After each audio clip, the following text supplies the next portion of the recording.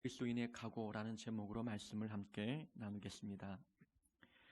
목사는 보통 세 가지의 각오를 하고 살아야 한다고 합니다. 첫 번째 각오는 설교할 각오입니다. 어디서든 어떤 상황에서든 항상 설교할 준비가 되어 있어야 하고 설교할 각오가 되어 있어야 한다라고 합니다. 두 번째는 이사할 각오입니다.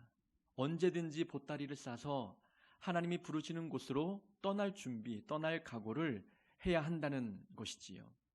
사람에 대한 미련과 정과 이런 것들로 인해서 하나님의 부르심 앞에 불순종하지 말고 하나님이 떠나라고 하면 언제든 떠날 준비 각오가 되어 있는 것, 그것이 목회자가 갖는 두 번째 각오입니다. 세 번째는 죽을 각오입니다. 순교할 각오가 되어 있는 것이지요. 핍박과 또 환난의 상황 속에서 예수를 부인하지 아니하고 목숨 바쳐 주님의 사역 감당할 그런 각오가 목회자에게 있어야 한다는 것이지요.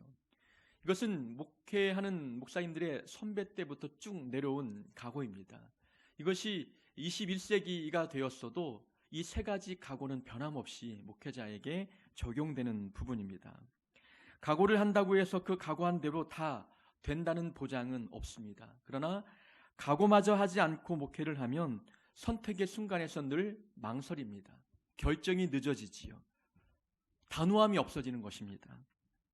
평소에 자기와의 약속을 정해놓고 내가 꼭 그렇게 하리라 각오하면 그런 상황에 부딪힐 때마다 선택이 쉬워집니다. 언제든 설교할 각오를 하며 살면 힘들어도 설교 준비에 열심을 낼 것이고 언제든 이사할 각오가 되어 있으면 어디로 부르시든지 망설이지 않습니다.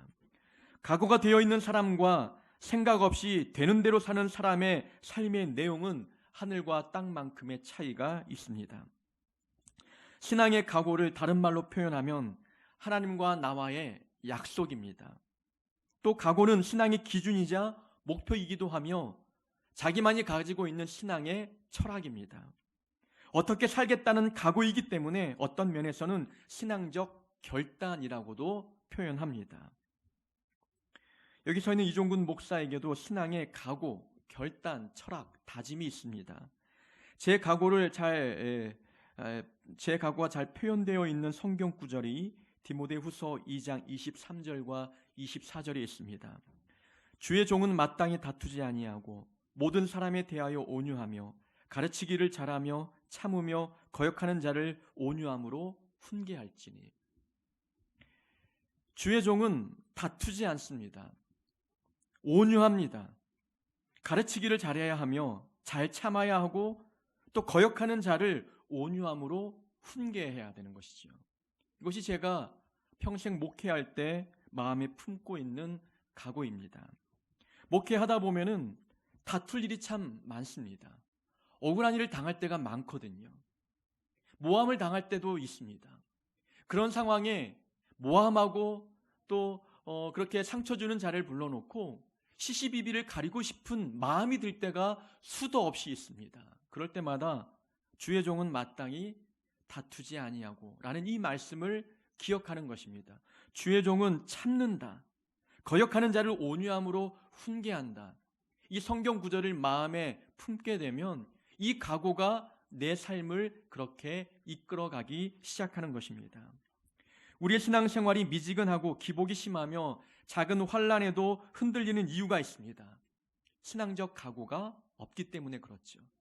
각오와 결단이 없는 사람들은 늘 위기의 순간, 고난의 순간에 그리스도인답게 행동하지 않습니다. 성경 속 믿음의 선진들도 각오를 세워놓고 신앙생활을 했습니다. 룻기를 보면 룻의 각오가 나오지요.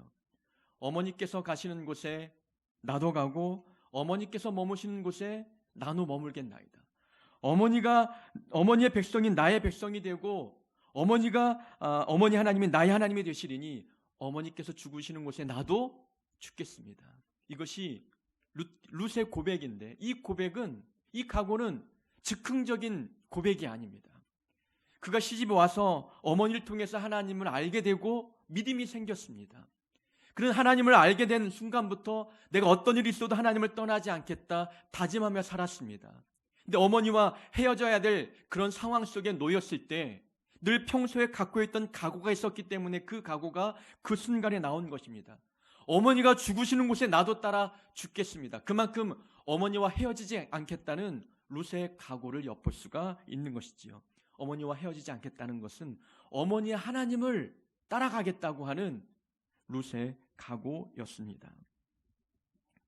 다윗의 각오도 있습니다. 사울 왕에게 쫓겨다니며 수많은 죽음의 위기를 모면하며 하루하루 살아가고 있을 때 다윗은 사울 왕을 죽일 수 있는 기회가 있었습니다. 근데 죽이지 않고 옷자락만 살짝 베었는데 그 옷자락 벤 것마저도 죄책감을 느꼈습니다.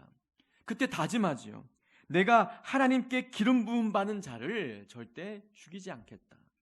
본인도 죽이지 않고 본인과 함께한 군인들에게도 사울 왕을 죽이지 말라고 명령합니다. 그 뒤로 다윗은 사울 왕의 추격을 당하고 있었고 또 사울 왕을 죽일 수 있는 절호의 기회도 있었지만 그 각오가 있었기 때문에 그 각오로 말미암아 감정대로 행하지 아니하고 말씀을 잘 지킬 수가 있었던 것입니다. 평소에 믿음의 각오가 서 있는 사람은 위기의 순간에 흔들림이 없습니다. 욥의 각오도 참 도전이 됩니다. 내가 모태에서 알몸으로 나와 싸운즉 또한 알몸이 그리로 돌아가올지라. 주신 이도 여호와시요 거두신 이도 여호와시오니 여호와 이름이 찬송을 받을지니라. 그의 자녀도 다 잃고 모든 소유물을 다 잃어버렸을 때 그는 입술로 하나님께 범죄하지 않았습니다. 주신 분도 하나님이시라면 거두어 가시는 분도 하나님이시지 않겠느냐. 내 상황이 어떠하든 나는 하나님만 찬양하겠다라는 결단이 섰습니다.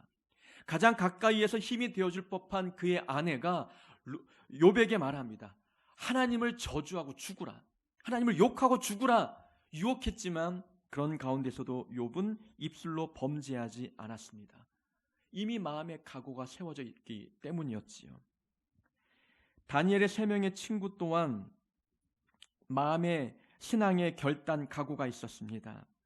이스라엘이 바벨론에 의해서 멸망당했을 때 많은 젊은 청년들 또 엘리트 청년들이 바벨론으로 포로로 잡혀갔습니다. 그때 다니엘도 잡혀가고 다니엘의 3명의 친구도 끌려갔지요.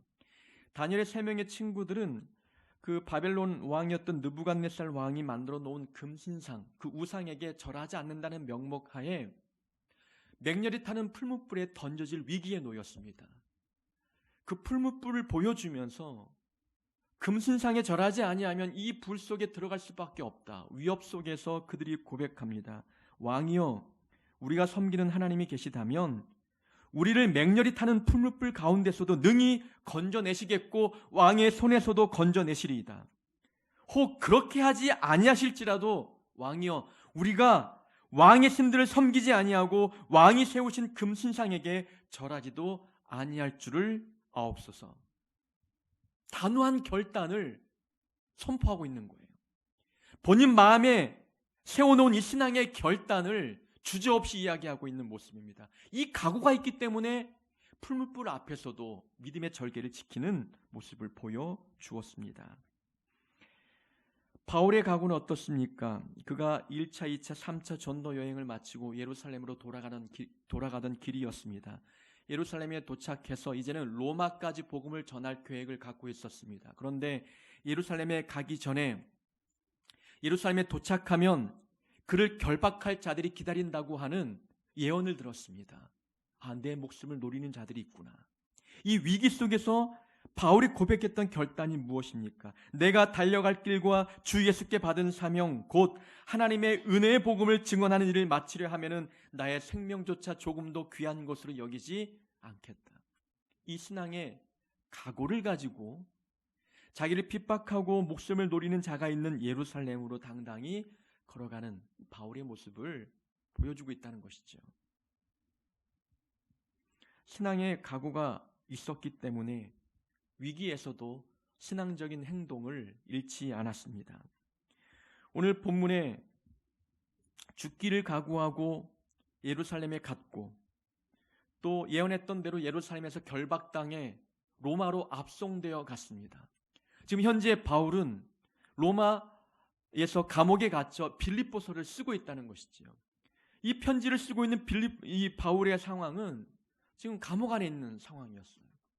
그가 각오했던 대로 지금 되고 있는 것 아닙니까? 내가 복음을 전하는 그 사명을 마치기 전까지는 내 생명을 조금 더 귀한 것으로 여기지 않겠다.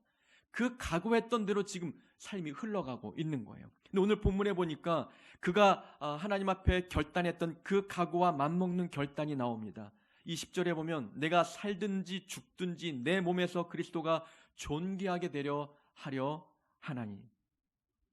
내가 이 감옥 안에서 죽든지 살든지 나는 그게 중요한 것이 아니다.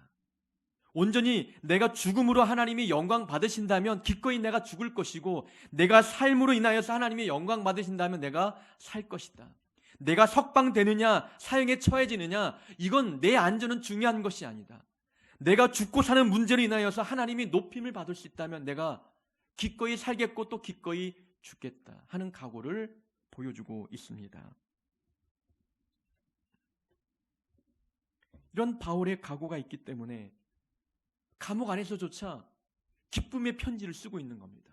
죽음이 두렵지 않은 거죠. 죽음 앞에서 예수를 부인하지 않는 그의 절개를 우리에게 보여주고 있습니다.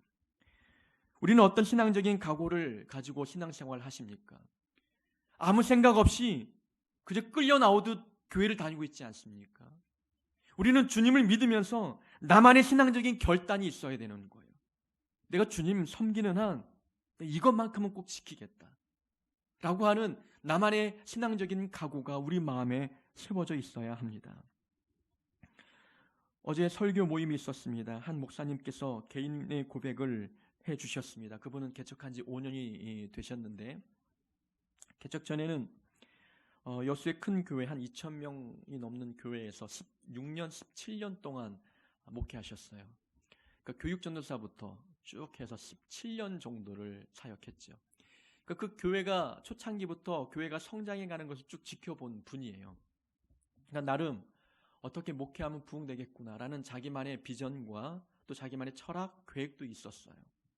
그 큰 교회에서 찬양인도 하고 설교하니까 그런 상황에 놓여 있다가 17년 만에 아무도 없는 곳에 이제 개척을 한 것이지요.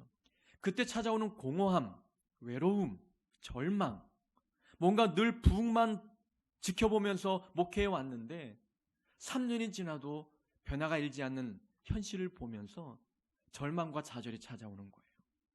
그분이 고백하기를 하나님은 계시지 않는구나. 거기까지 밑바닥까지 내려간 거예요. 하나님이 계시지 않는 것 같아. 목회를 접고 다른 직업을 선택해서 새로운 삶을 계획까지 했다고 하는 거예요.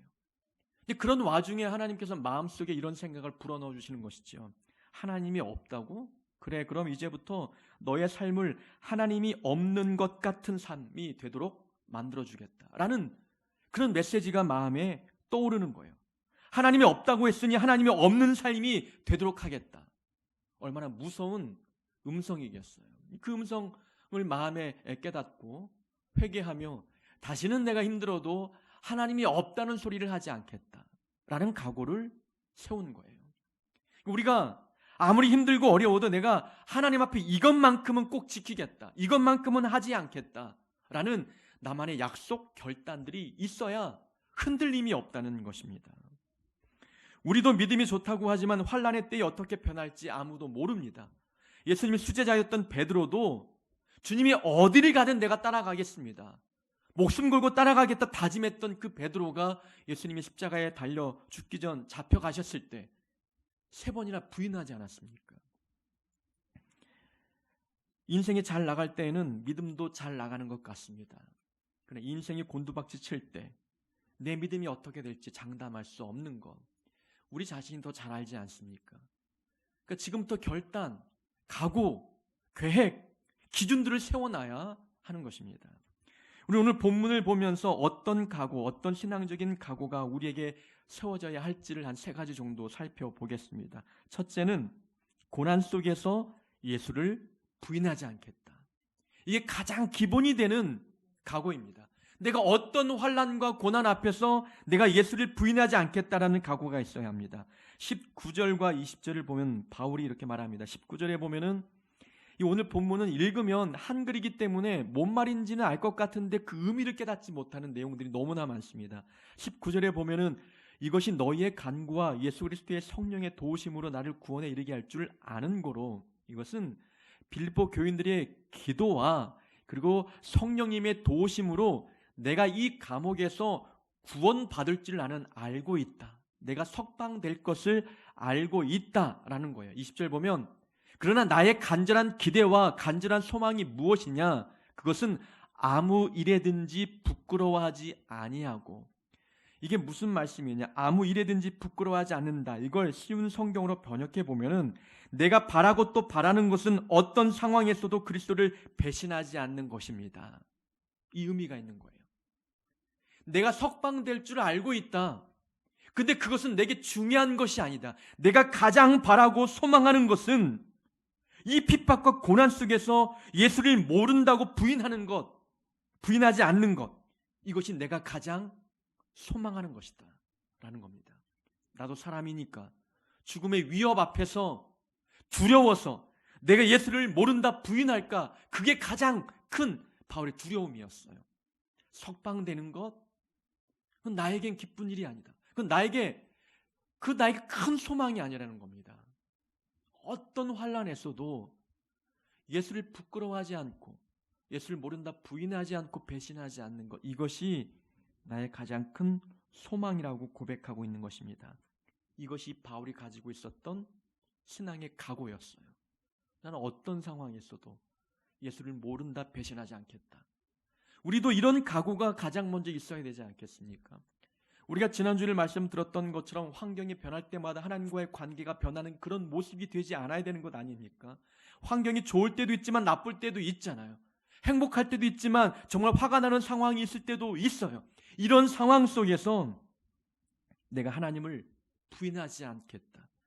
각오가 서 있어야 합니다. 이런 각오가 있으면 우리가 환난 때에, 고난의 때에 믿음을 지킬 수가 있는 것이지요.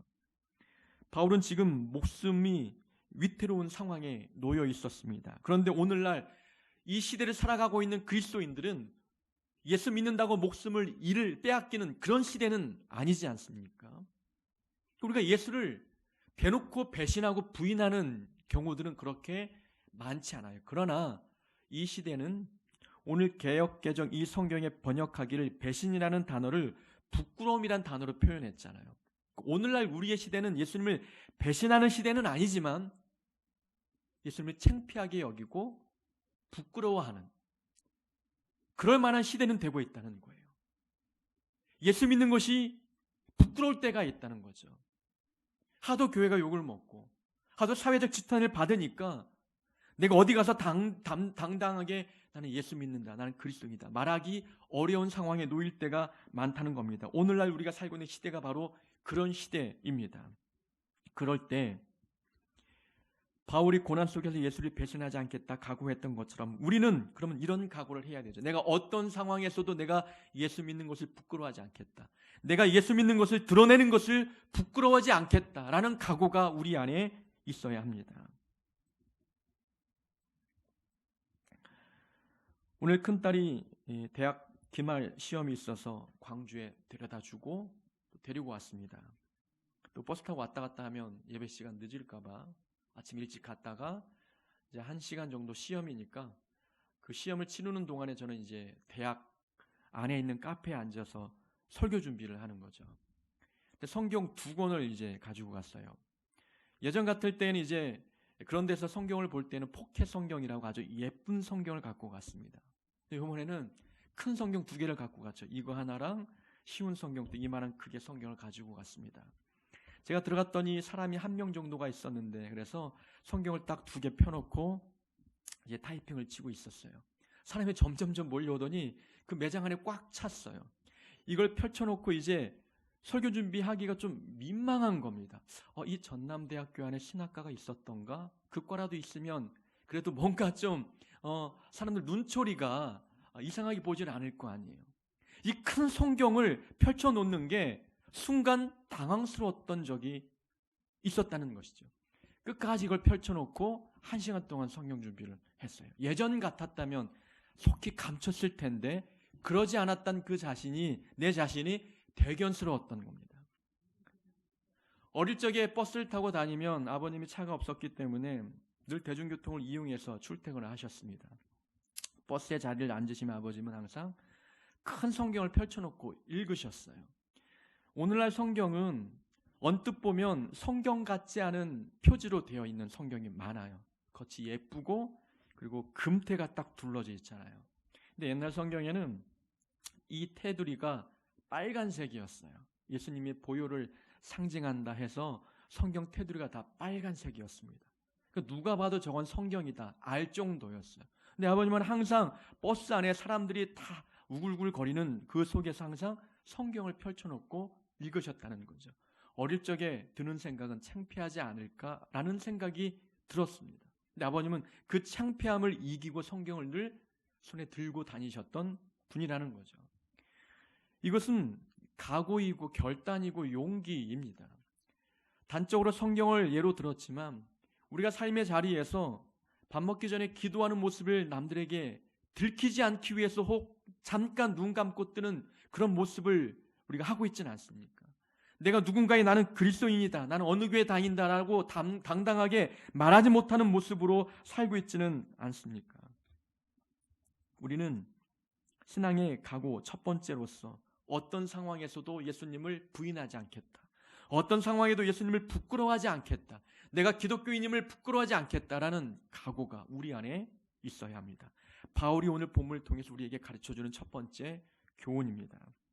두 번째는 모든 상황에서 영적 유익을 찾겠다.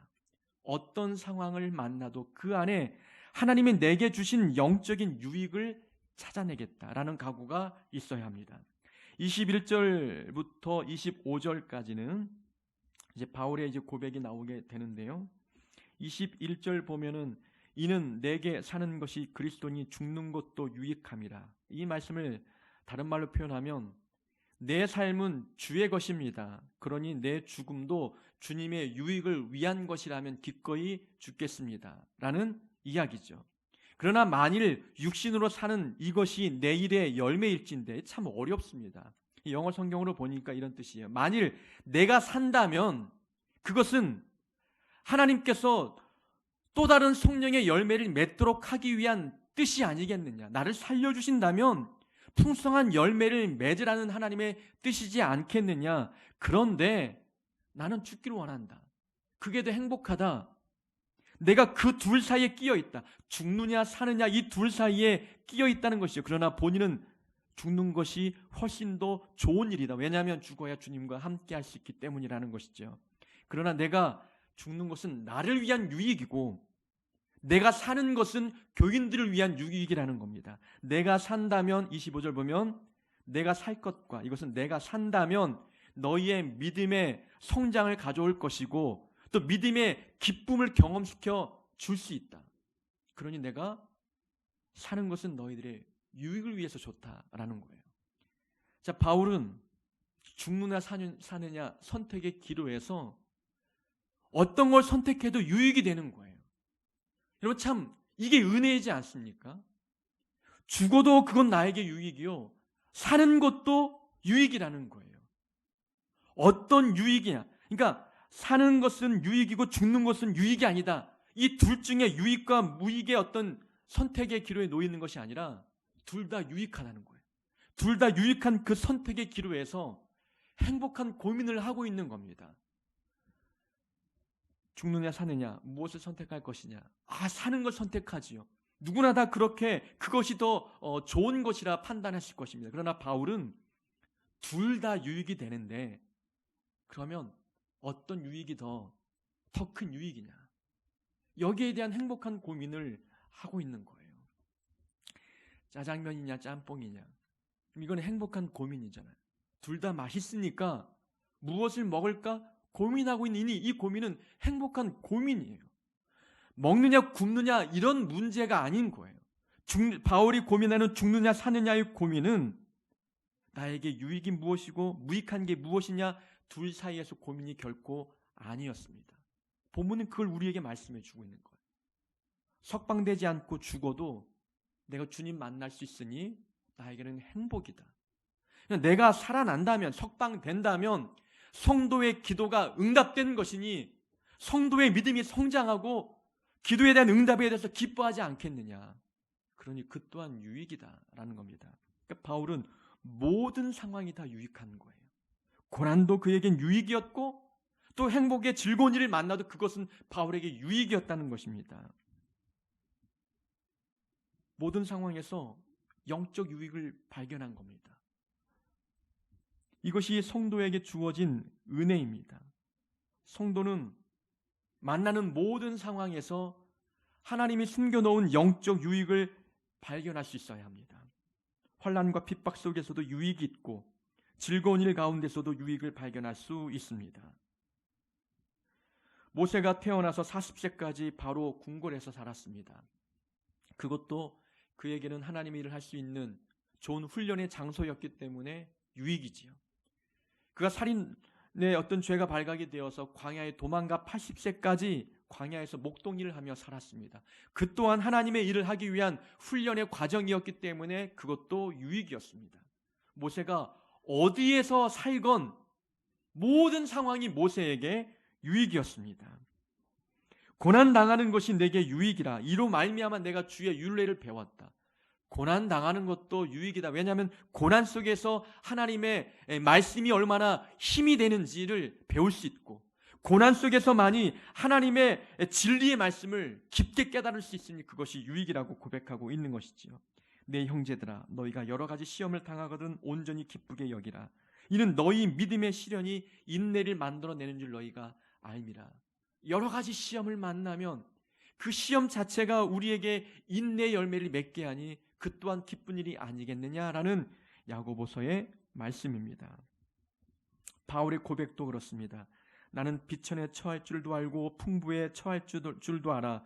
모든 일 곧 배부름과 배고픔과 풍부와 궁핍에도 처할 줄 아는 일체의 비결을 배웠노라.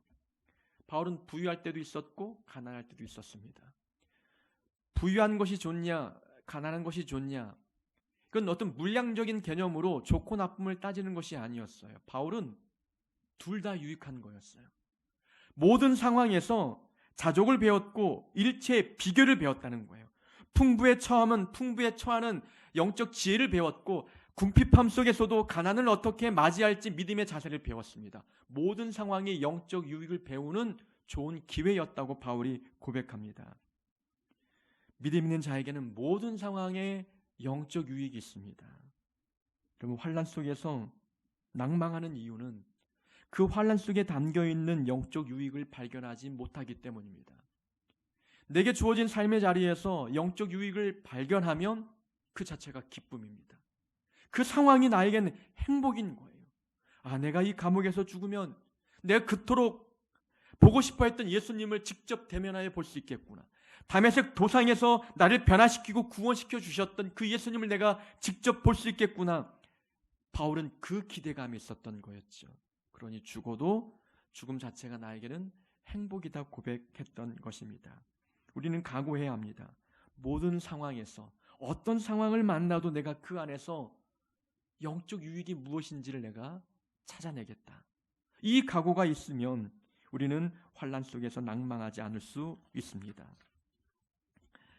우리 마지막 세 번째 각오는 하나님의 은혜를 자신의 업적인 양 영웅담처럼 자랑하지 않기. 하나님이 하신 일인데 마치 자기의 능력으로 한 것처럼 자랑하는 것. 이거 하지 않는 각오가 필요합니다. 26절에 보면은 내가 다시 너희와 같이 있으므로 그리스도 예수 안에서 너희 자랑이 나로 말미암아 풍성하게 하려 함이라. 자, 내가 너에게로 돌아갈 때 이거면 내가 다시 너희와 같이 있으면 내가 석방되어 너희들에게 돌아가게 된다면 그러면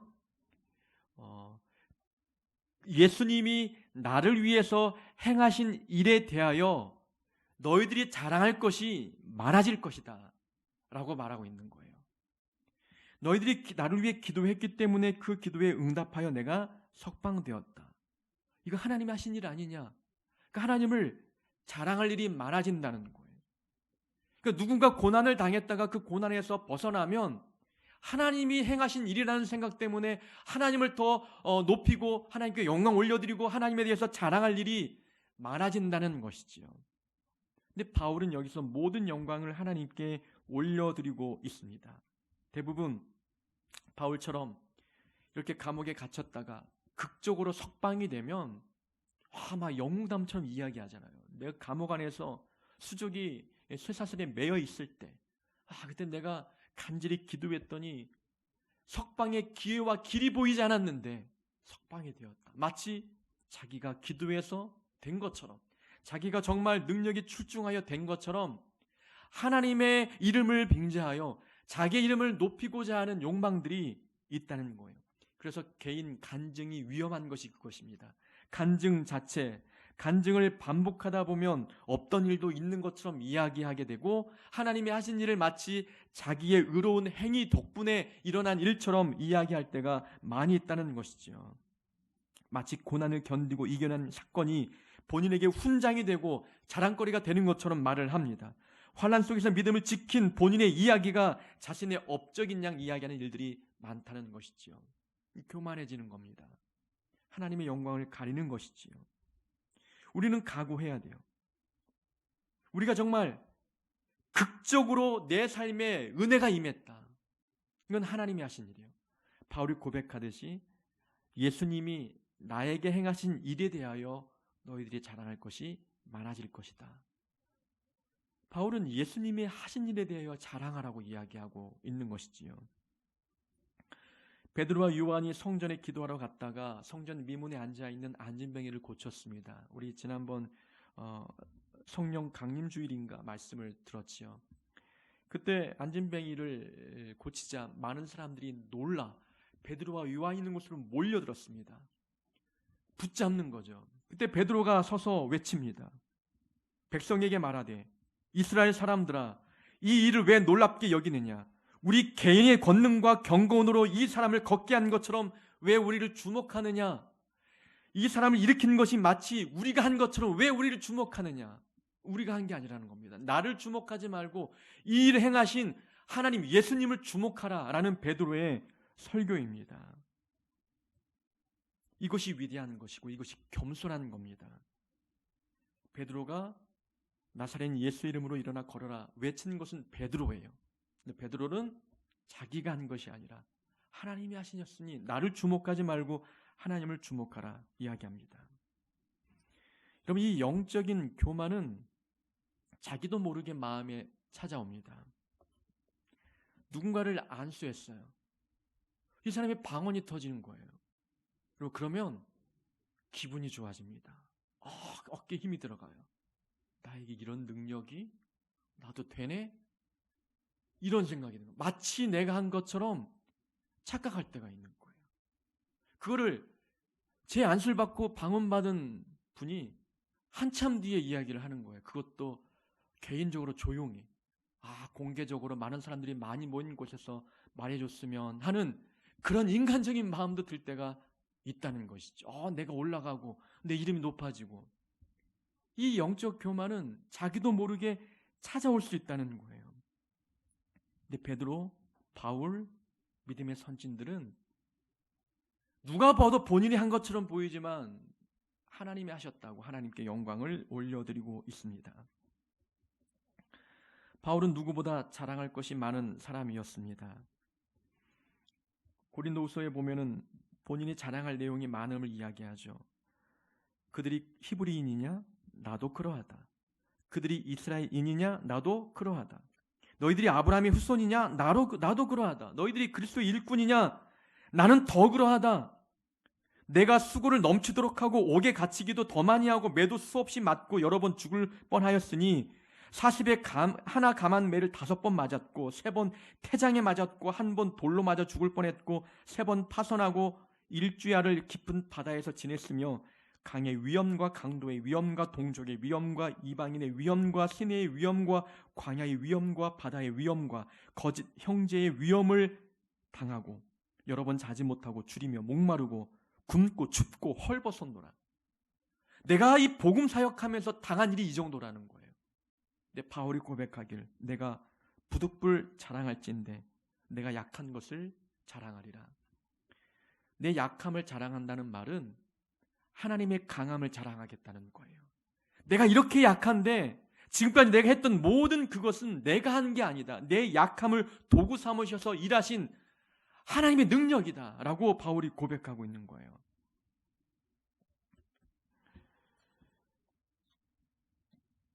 자신에게 있는 자랑거리가 예수님보다 앞서면 그 자랑거리는 자신에게 올무가 됩니다. 그 올무에 걸려 넘어질 수 있는 것이지요. 너희가 허탄한 자랑을 하니 그러한 자랑은 다 악한 것이라. 야고보서의 말씀입니다. 고린도후서에는 내가 부득불 자랑할진대 내가 약한 것을 자랑하리라. 우리의 자랑은 내가 가지고 있는 장점, 내 능력, 내 달란트, 이건 자랑거리가 아닌 것이죠. 마치 내가 한 것처럼 내가 착각해도 그것은 내가 한 것이 아닙니다. 하나님이 하셨다. 하나님께 영광 올려드려야 합니다. 우리는 큰 은혜를 경험했고 극적인 기적을 체험했다면 마치 그것이 내 능력인 마냥 착각하지 말고 하나님이 행하셨다. 하나님을 자랑할 수 있는 그런 각오를 우리 마음에 세워야 합니다. 교만은 한순간에 우리 마음을 비집고 들어와 우리 마음을 변질시킵니다. 그러지 않기 위해서는 미리부터 각오해야 합니다. 내가 큰 업적을 남긴 것 같아도 그것은 하나님이 하셨다라고 하는 그런 각오를 세워야 합니다. 우리는 신앙생활을 하면서 각오를 먼저 세워야 합니다. 그래야 그 각오와 그 결단이 우리의 삶들을 이끌어갈 수 있기 때문에 그렇습니다. 각오가 없으면 삶이 흐지부지해지고 신앙생활이 잦은 파도에도 흔들릴 수밖에 없습니다. 우리는 힘들고 어려운 일이 있어도 예수님을 부인하지 않겠다 각오해야 합니다. 어떤 상황을 만나도 그 속에서 내가 영적 유익을 발견하겠다 각오해야 합니다. 하나님이 행한 일을 자신의 업적처럼 말하지 않겠다라는 각오가 우리 안에 있어야 합니다. 이런 각오를 세워서 어떤 상황에서도 하나님께 영광 올려드리는 하늘뜻교회 성도 되기를 주의 이름으로 축원합니다.